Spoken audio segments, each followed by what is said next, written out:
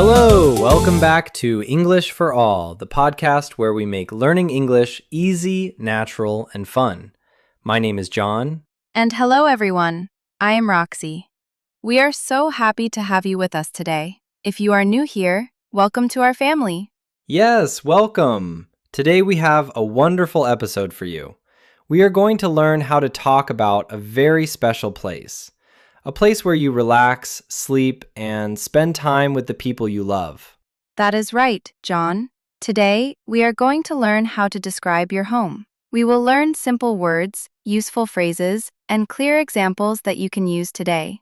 It is going to be a very practical episode. But before we start our main chat, please take 1 second to like this audio, click the subscribe button, and turn on notifications. Your support helps English for All grow and help more students around the world. Exactly. Thank you so much for your likes and comments. They make our day. Now, are you ready to learn? Let us start. Let us begin with the absolute basics, Roxy. When someone asks you, "Where do you live?" what can you say? First, we need to know the type of home. Good point, John. There are two very common types of homes. The first one is a house. A house is a building that is usually for just one family. It has its own roof and often a garden. Let us repeat that word together. House. House. Great. The second common type is an apartment. In British English, people often say flat. An apartment is a home that is part of a larger building with many floors. Let us repeat. Apartment. Apartment. Perfect. John, let us give our listeners an example of how to use these in a real sentence. Where do you live? I live in a house. It is a small house, but it is very comfortable. What about you, Roxy? Do you live in a house too? No, I don't. I live in a small rental apartment in the city. It is simple, but I love it. Listeners, look at how we use the verb to live. You say, I live in a house, or I live in an apartment. That is a great example, Roxy. Let us do our first listen and discuss practice. Listeners, I want you to repeat after me. Speak out loud. I live in an apartment. Good job. Now repeat after me. I live in a house. Excellent. You are improving already. Now, Roxy, when we describe our home, we often talk about the size. Is it big? Is it small?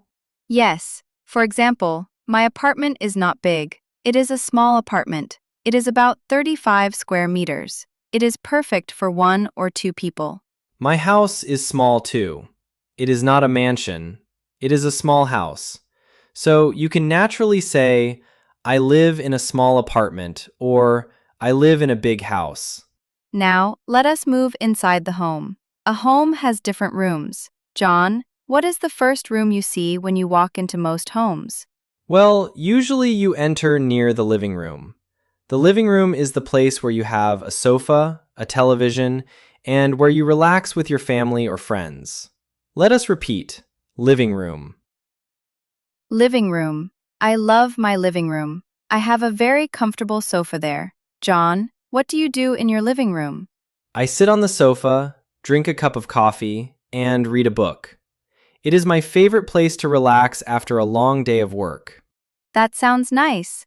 The next important room is where we cook food. This is the kitchen. Let us repeat that word carefully. Kitchen. Kitchen. Be careful with the pronunciation, listeners. It is kitchen, not chicken. A chicken is a bird you eat, but a kitchen is the room where you cook. Haha, that is a very important detail, John. Yes, the kitchen. For example, you can say, I cook dinner in the kitchen, or my kitchen has a big fridge. John, is your kitchen big or small? My kitchen is a bit small, but it has everything I need. It has a stove, a microwave, and a small table.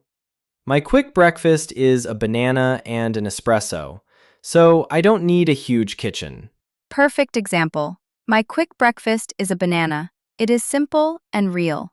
Now, let us talk about the room where we sleep. This is the bedroom. Let us repeat. Bedroom. Bedroom. This word is easy to remember because it combines bed, the furniture where you sleep, and room. So, bedroom is the room for your bed. Roxy, what is in your bedroom? In my bedroom, I have a bed, a lamp, and a large wardrobe for my clothes. It is a very quiet room. I love to sleep in on Sunday mornings in my bedroom. Oh, to sleep in is a wonderful phrase. Listeners, remember from our vocabulary that to sleep in means to stay in bed and sleep late in the morning. I love to sleep in too. Yes, it is the best feeling. Let us practice these 3 rooms. Listeners, repeat after John and me. The living room has a sofa. Good. Now the next one. I cook in the kitchen. And the last one for now. My bedroom is quiet. You are doing a fantastic job. Now, there is one more essential room we must mention. It is the bathroom. The bathroom is where you wash your hands, take a shower, or brush your teeth. Let us repeat. Bathroom. Bathroom. Excellent. For example, I take a hot shower in the bathroom every morning. Now that we know the names of the rooms, let us learn some common words to describe the feeling or the state of your home. Roxy, how do you feel when your home is clean and beautiful? I feel very peaceful. A word I love to use is cozy. Cozy means warm, comfortable, and pleasant. Small homes can be very cozy. Let us repeat cozy. Cozy. That is a beautiful word. You can say, my bedroom is very cozy, or I have a cozy living room. Another style people like is minimalist or Scandinavian. This means the home has clean lines, simple colors, and functional storage solutions. It is not crowded with too many things. It is very zen. Yes, a style that is clean and organized. But let us be honest, Roxy, sometimes our homes are not perfect. Sometimes we have a lot of things on the table, clothes on the chair, and papers everywhere. What word do we use then? Then we use the word messy. Messy means dirty, untidy, or disorganized. It is the exact opposite of clean and neat. Let us repeat messy. Messy. For example, you can say, my kitchen is a bit messy today because I cooked a big dinner. Or, my desk is always messy. That is a very real example, John.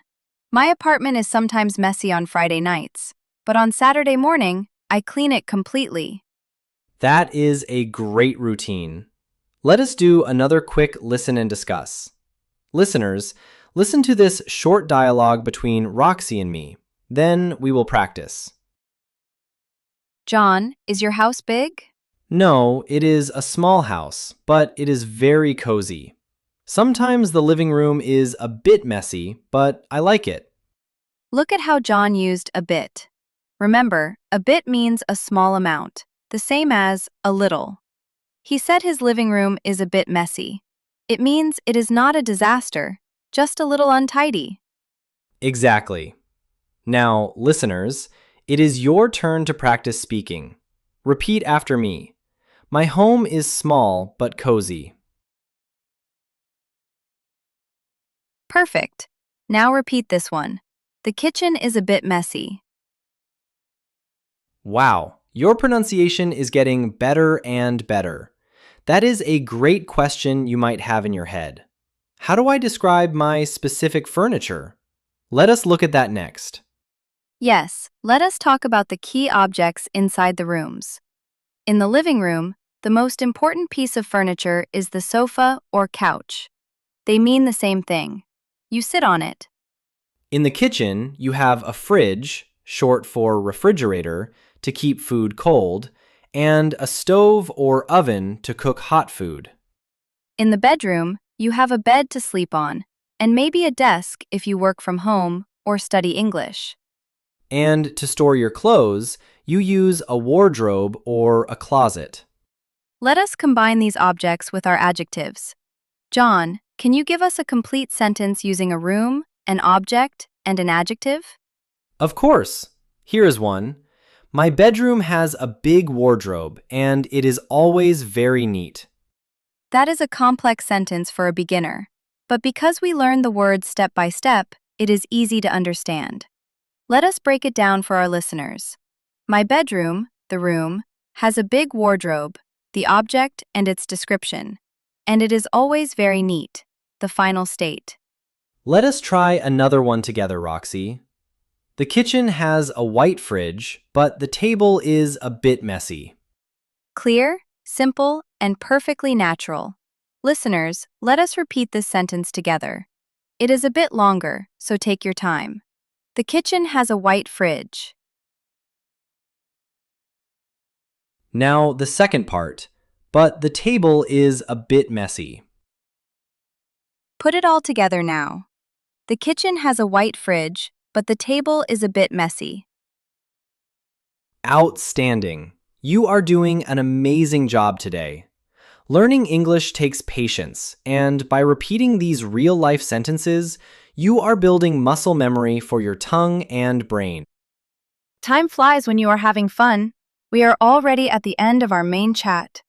You did an incredible job listening and practicing with us today. You really did. To help you remember everything we talked about, let us do a quick recap of the most important concepts from this episode. Roxy, what were the two main types of homes? We learned house, a standalone building, and apartment or flat, a home in a bigger building. Excellent. And we explored four main rooms: the living room for relaxing, the kitchen for cooking, the bedroom for sleeping, and the bathroom for washing. We also learned beautiful descriptive words like cozy, warm and comfortable, Zen or Scandinavian, clean and organized, and messy, untidy. And don't forget our useful little phrases like a bit to say a little, and the verb phrase to sleep in when you stay in bed late.